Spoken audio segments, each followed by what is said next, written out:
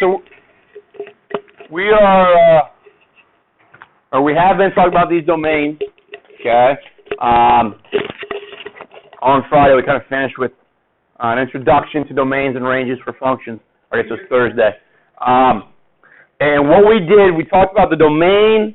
The domain is your x values, right? Yes. The range is your y values, okay? I don't know that I wrote this. It doesn't look like I wrote this on your guys' set of notes, but the way I remember this, okay, or the way I learned how to remember this, so that you never get these things mixed up. Think about this. I give you a quiz later this week about domains and ranges, and you do all the work right, but you identify all the domains as ranges and all the ranges as domains. You got everything actually incorrect. Does that make sense? But you did the right work. So your domains and ranges, remember X and Y, are they alphabetical? Yes. No. If I say domain and range, are domain and range alphabetical? Yes. If you put them alphabetical like that, it can help you link that X goes with D and Y goes with R. If you can remember that, you'll never mess up what the domain is with the ranges. Okay? The other thing we started doing an example here was that when we try to figure out what the domain is, we're going to draw a vertical line. And eventually you will move away from doing this, okay? But you're going to draw a vertical line and take that vertical line and start sliding it from the left to right, okay? And you then identify the first value and then any other values that you start to interact with left to right. So I interact with 2 left to right first, right? So I'm going to identify 2 as a key value. Now there's an open dot there, right? So you remember on Thursday we put a parenthesis there. And then I keep dragging that thing, and I'm going to make note of any kind of weird things that might happen. And in this case, there are no weird things that happen, but there might be other holes eventually. Okay, there might be breaks in my graph, and I jump. Okay, maybe several x values to where I can get to the other part of the graph. We'll have to make note of that stuff, and we'll see plenty of examples of that later on. But I keep dragging this until I meet my last portion of the graph that I'm interacting with, which would be 8, right? And it's closed, so that's why here we've got that bracket, okay? Now, the next part is finding the range, which is a little bit different, okay? You guys are accustomed, because the way we read just traditional writing, prose writing, you read left to right and then down, right? Top to bottom.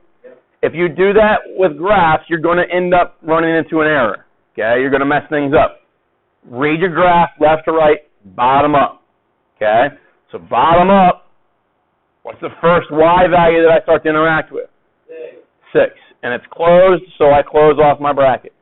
And I keep moving that up. The last y value that I interact with is 8, but do I really interact with 8?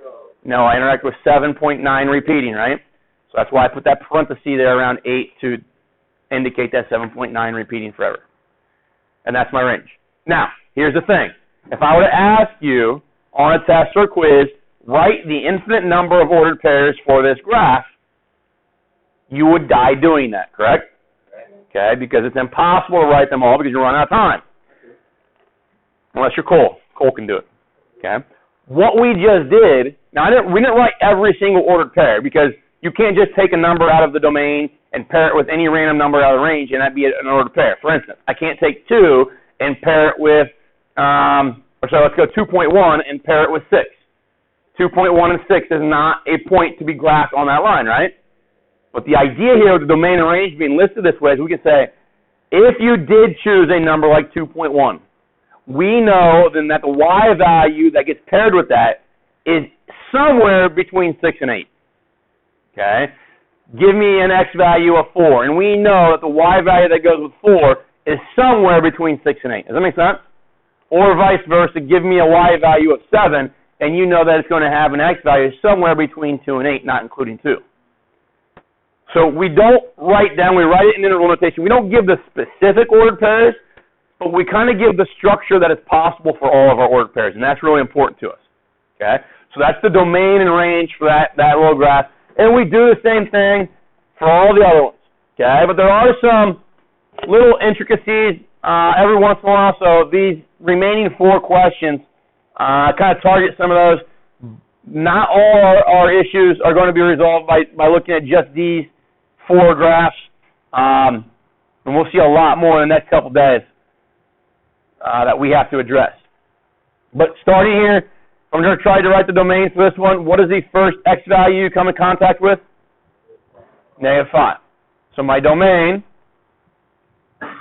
now I'm going to close it off because that's a closed dot, right?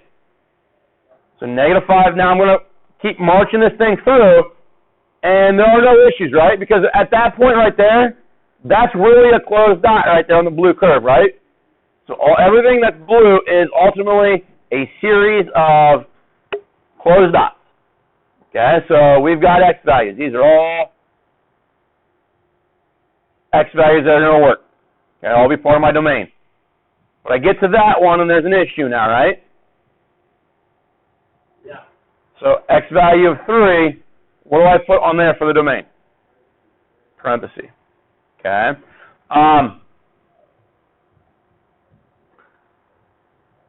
There may, at some point, guys, maybe be, like the rest of my graph might look something like that. Okay? Where I jump these values here between 3 and 4. So what I would do is I'm done here, and now I keep moving that thing through. What would be the next x value I come in contact with here? 4. It'd be 4. And I include 4, right? And then this arrow tells me that my x values are going to keep going to what number? Infinity. Okay?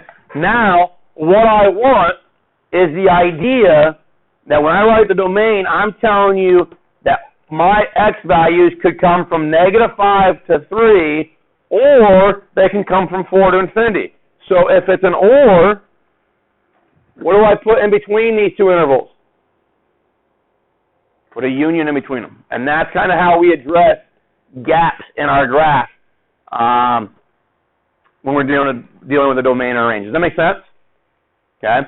Now I'm going to erase that part for the aspect that it's a little bit different discussion for the range there with that that I don't really want to talk about right now. But doing the range then, we're going to take that horizontal line, and we're starting at the bottom, okay? And this is going to be kind of weird because whenever I did a vertical line, there was always a closed dot or an open dot that I could see that I was interacting with, right? You're not going to see that here. You're going to see that you just interact with the curve. But remember, the curve is just a series of an infinite number of these closed dots, right? So what is the first closed dot in regards to a y value that red line interacts with? 0. Okay? That point right there is actually a closed blue dot. Okay? Because of the way it's seen on the graph. Now, as I move through, and this is one of the issues, move through, all these y values are going to work, right?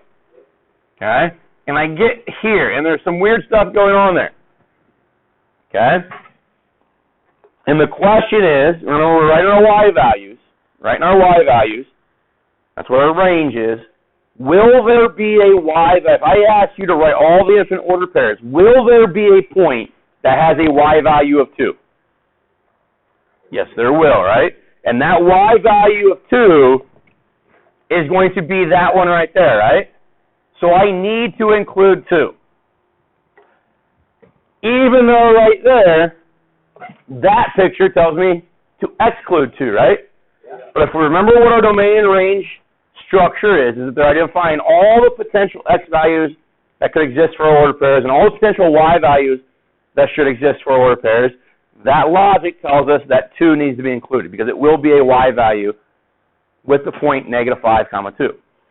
Okay? What does that mean to us overall? It means when you have an open dot and a closed dot, an open dot and a closed dot for a range value, the closed dot supersedes the open dot. Does that make sense? Or it takes priority or overrides it. Okay? Same thing happens in domain too. Okay? Same thing would happen in domain. Is that all right? So for instance, just to give you an idea of what it would look like in a domain, if we were to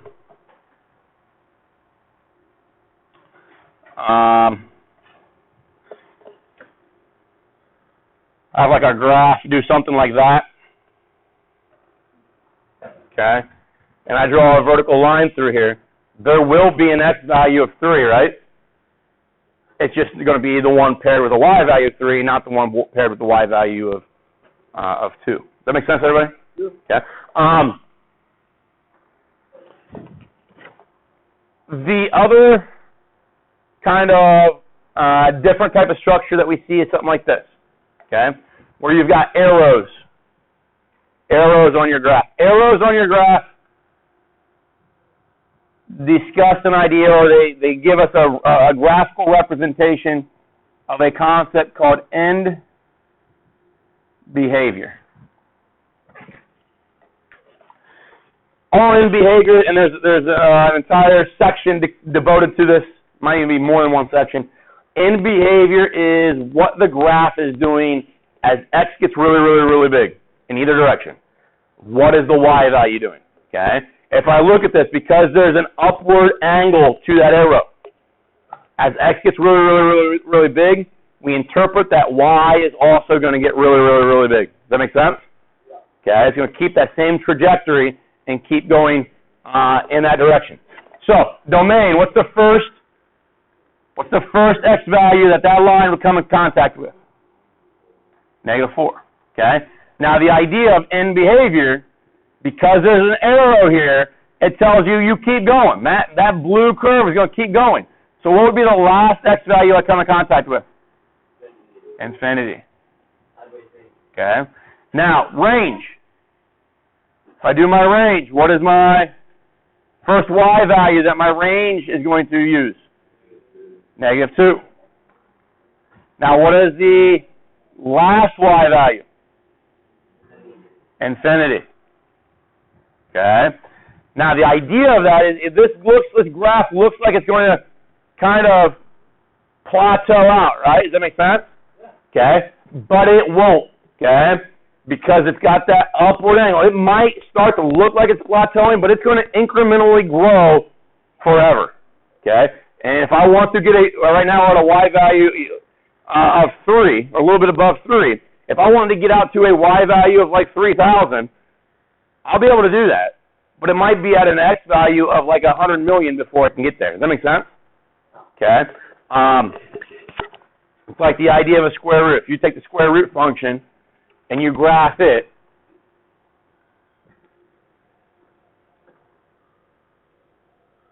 okay, I want to get to, we look at this, it's not getting to a very large y value, right?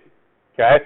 If I want to get to a y value of 15, okay, I need to go out all the way to 225. Does that make sense to everybody? And then that right there will be my y value of 15.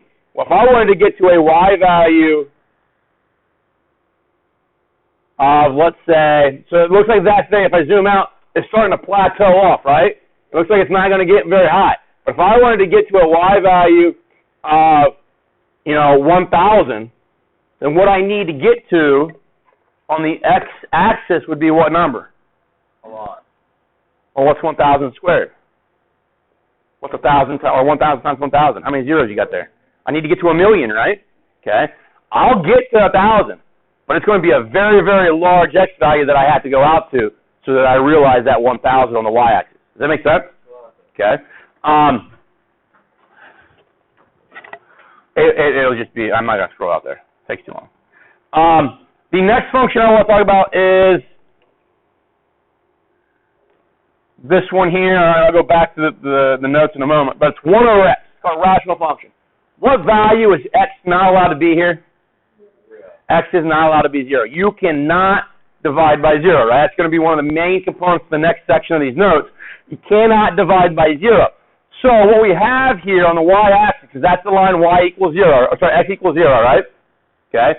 You will not see that orange curve ever touch that axis, meaning there will never be an ordered pair that has an x value of 0. Does that make sense? Yeah. So my domain will never have an x value of 0. So we need to kind of keep that in mind. Now, the idea of this, dividing by 0, looking at the graph here, you see they put in this orange dotted line here, right? Do you remember what that orange dotted line is called? Starts with an A. Starts with an AS. Y. Asymmetrical. Asymptote. That's an asymptote. Okay? Division by zero will always produce a vertical asymptote, or the places where you are not allowed to divide by zero will give you a vertical asymptote. Okay? That's what we've got here. Meaning that my graph can get as close to that thing as I want. Okay? Let's say I want to be down here at a Y value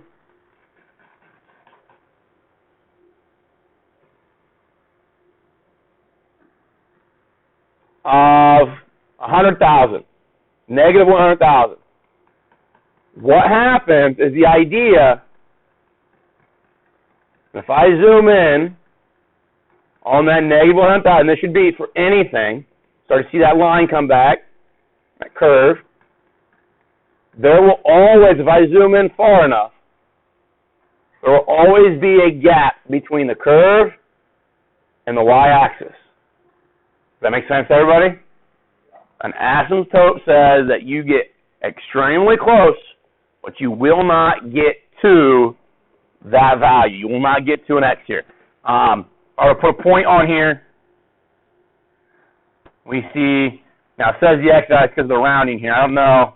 So we're really far down on the y-axis, meaning that we're really, really, really, really close to zero. But I don't know if I round this thing out to 15 decimal places. We're pretty close to zero here, okay? But that number will never become 100% zero. Does that make sense? Okay? That's the idea of an asymptote. So, that being said, and I want to adjust this graph a little bit because I want arrows on it. I'll put an arrow there, arrow there, arrow, arrow. If I do the domain, as I drag that bar through, what's the first X value you come across on your domain? Negative infinity. Okay? Now, you told me that zero could not be a number I'm allowed to use, right? So I go from negative infinity, zero ends up being an issue. Can't use zero. Okay? But once I jump across zero on the x-axis, don't I start getting parts of this curve up here? Yeah. And the idea is I should be able to get to as close as I want to on the right-hand side of that asymptote. So there I exclude zero. I'm going to jump over to the right-hand side of zero. I'm going to include 0.000, an infinite number of times, and slap a 1 on the end. I can't write that, so I put 0 in a parenthesis. And then the last x value that my graph will interact with would be infinity. Okay? And what does that mean to us? That means that we are using x values. We're using all the x values that we possibly can, except for what? 0. And we talked about interval notation when we first started doing this. If I want to kick a number out of my number line, that's the notation I have to use. I have to have the 0, parenthesis, union, parenthesis, 0, right? And that will effectively kick 0 out of my number line. Okay? If I want to do the range is the same idea. What's the first y value that your range is going to incorporate? Negative infinity. Now there's debate on whether I can get to 0. Okay? But let me ask this question algebraically to you. And this range is usually a harder thing to think about. If I have like y equals 1 over x, that's the equation for this graph. Can y ever be 0 if I do that? If I want to get rid of the fraction, right? Multiply both sides by x. I get that. Is that a true or false statement? That's a false statement. If that's false, that means this could never have happened, meaning that could never have been a situation. Y is not allowed to be 0.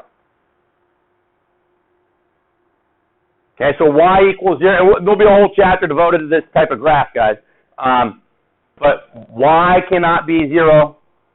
We get a horizontal asymptote there. Okay? And we'll talk about how we can look at the equation and know that's a horizontal asymptote before we even do anything. All right, so those are some, not all, obviously there's an infinite number of graphs that we can look at that might kind of vary their structure and vary the way that we interpret the domain and range. But what we're doing is we're writing down all the potential values that could be an x value, all the potential values that could be a y value. Okay? Now, what we want to do, and this is the main feature, and we'll work on this every section, every chapter throughout the year, is determine what the domain is algebraically or analytically from the function, okay, from the rule itself. So there's some things that we need to talk about, okay? The other day we said that all polynomial functions have a domain of your all real numbers, okay? So anything that's polynomial, like example 3 down there at the bottom, x squared plus 2x, that's polynomial, okay? It's going to have a domain of all real numbers, okay? Example 1, that's a root function. That is not polynomial. Exponents there would be like to the 1/2. That's a problem. That's not polynomial, so we have to discuss that, okay? The next one, g of x, 1 over 3 plus x, that's a a rational function, not polynomial. So that's not going to have the same domain or potentially the same domain. Anything that's polynomial, we'll just look at that right away, instantly say domain all real numbers, okay? You are not allowed to divide by what? Division by 0. That is a problem, okay? So what you're going to do is you're going to take that denominator, equal to 0. You will solve. Those solutions are places the domain is undefined. Okay? So division by 0, you take your denominator, set it equal to 0, you solve. Those solutions are the places where the domain is undefined. What are you not allowed to take square roots of?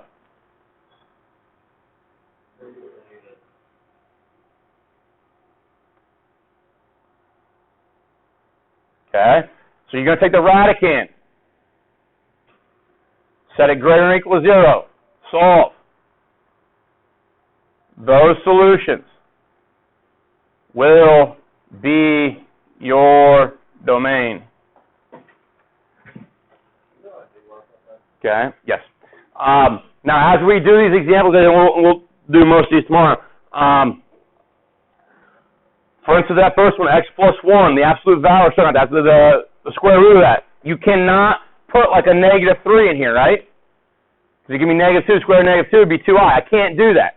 So what I do is I take the radicand, x plus 1, greater than or equal to 0. Because you're allowed to take the square root of 0, right? Okay? If I solve that, and hopefully now you see maybe the purpose of us talking about inequalities earlier, it gives me that.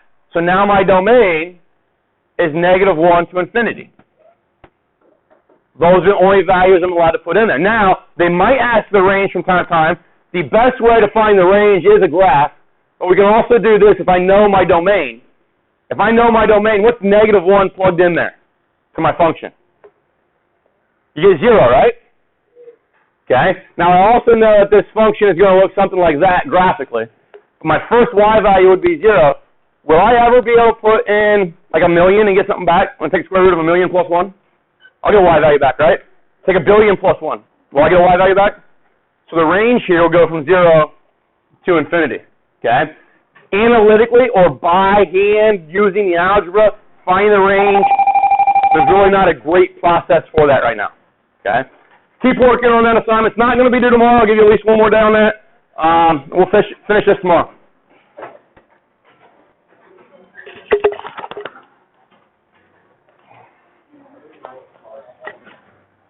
Go to your new Wildcat time. That should be, yeah.